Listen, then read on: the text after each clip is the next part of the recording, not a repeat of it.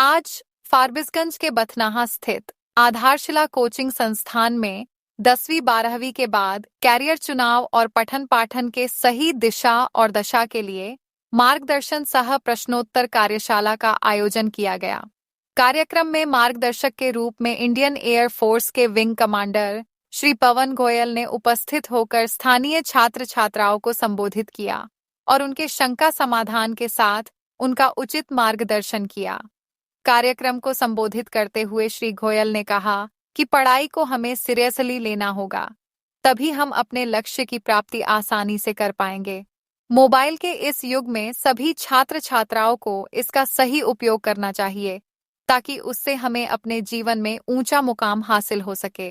कार्यक्रम में संस्थान के निदेशक रजनीकांत झा के अलावा शिक्षक शिक्षिकाओं में एके झा, अरुण झा, सुधीर सिन्हा, राजकुमार झा, देव भगत, राहुल कुमार, अभिनव कुमार, पी नायक, रितु कुमारी, रीना कुमारी, सागर सुमन सहित छात्र छात्राएं आदित्य राज, कृष्णा राज, प्रिंसी प्रिया, सिंपल कुमारी, मानवी कुमारी, महिमा राज, रेहान, नवाज, वारिस, अंकुश कुमार, आयुष कुमार, कुमार कार्तिकेय, रिशांत राज, अनुप्रिया कुमारी, मोहम्मद साकिब, आदित्य राज, हिमांशु, मनीष कुमार, राजा कुमार, आस्था एवं अन्य उपस्थित थे। आज आप ये आधारशिला संस्थान में आए सर, क्या कहना चाहेंगे, कैसा एक्सपीरियंस रहा सर?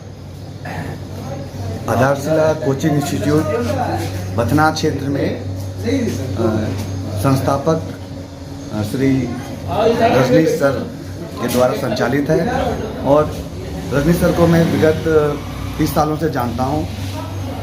आज ये एक बहुत बड़ी सौभाग्य की बात है कि इनके द्वारा शुरू किया गया ये संस्थान एक अच्छा कार्य कर रहा है। यहाँ के नौनिहालों को तराश रहा है। यहाँ की फैकल्टी बहुत ही टैलेंटेड है। बच्चों में काफ़ी उत्साह और टैलेंट दिखा मुझे, और मुझे पूर्ण विश्वास है आने वाले समय में न सिर्फ आधारशिला बच्चों को नई मुकाम पे, नई ऊंचाइयों पे ले जा पाएगा, बल्कि पूरे क्षेत्र के में नया शिक्षा के क्षेत्र में नया सृजन करेगा, काफ़ी ऊंचाई छुएगी, ऐसा मुझे विश्वास है। बच्चों को सर क्या संदेश देना चाहेंगे? बच्चों को ये कहना चाहूँगा, there is no shortcut in life. कोई शॉर्टकट नहीं होता है, मेहनत करनी पड़ेगी।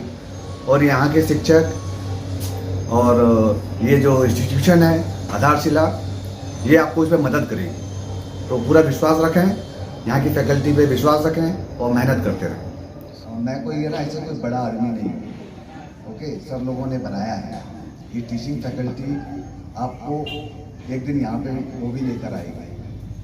ओके, इधर ध्यान दो, क्या देख रहे हो बताओ? ये देखो बच्चे,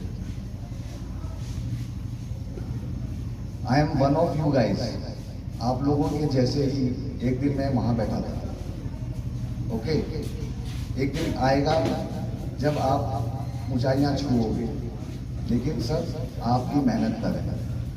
ये जो फैकल्टी है आधारशिला, ये आपके जीवन की आधारशिला है। जीवन की आधारशिला मतलब आप जो यहाँ पढ़ाई करोगे, जो सीखोगे, जो दोस्त बनाओगे, वो लंबे समय तक आपके साथ जाएगा। आपको बस मेहनत करनी है। मैं सही बता रहा हूँ, कोई शॉर्टकट नहीं है जिंदगी में, कोई जादू की छड़ी नहीं है। मेहनत करनी ही पड़ेगी, एग्जाम देने ही पड़ेंगे, रात को मोमबत्ती में पढ़ना ही पड़ेगा। समझ रहे हो? पीछे 7वां 8वां क्लास वाले है कोई? 7th class. Here in his presence, we are not just welcoming a man of remarkable fine skills, but a true patriot, a leader who has served his grace and discipline to an individual who continues to inspire all of us to in all the ways possible.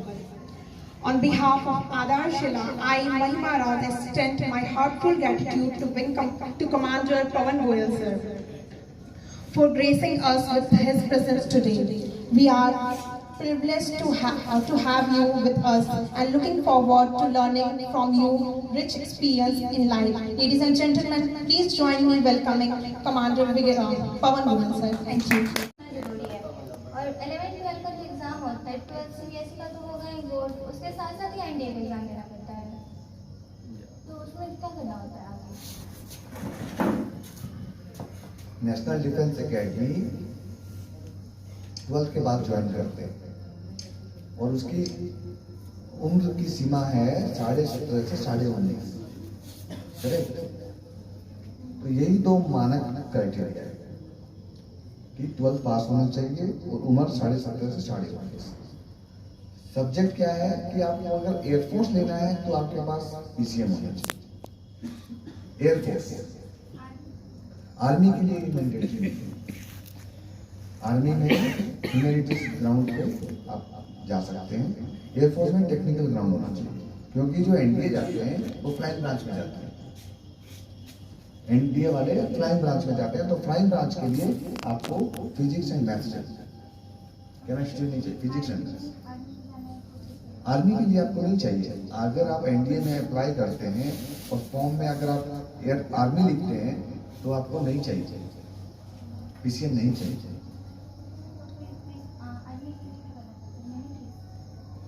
Army के लिए आप कोई भी subject लेंगे, कोई भी stream से जा सकते आर्मी में आप किसी भी सब्जेक्ट से जा सकते हैं। एयरफोर्स में जाने के लिए आपको फिजिक्स और मैथ्स चाहिए 12th में, ठीक है? आप लोग 9th में है इस बार, तो एनसीसी ज्वाइन किए हैं। तो एनसीसी से क्या हो सकता है, मतलब एनसीसी करके हम क्या फ़ायदा है एनसीसी करके, हम बता सकते हैं? दिव्यांश, ओके, अभी ना मैं एक ऑलरेडी एनसीसी यूनिट कमांड कर रहा हूँ बड़ौदा में, और इससे पहले भी करनाल में एक एनसीसी यूनिट में कमांड कर रहा था।